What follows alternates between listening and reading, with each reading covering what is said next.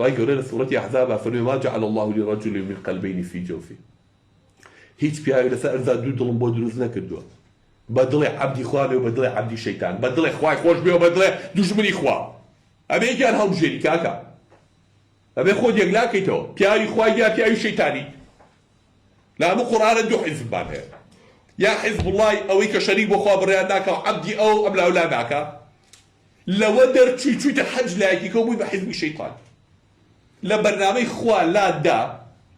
چونکە ومن يتبع غير الإسلام دينا فلن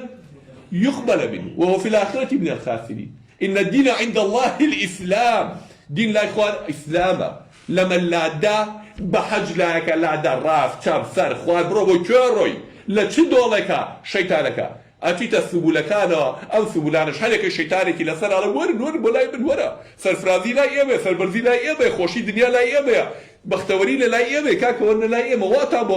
بوكم دعاة على أبواب جهنم من أجابهم إليه قذفوه فيها خلق باقي كان بو جهنم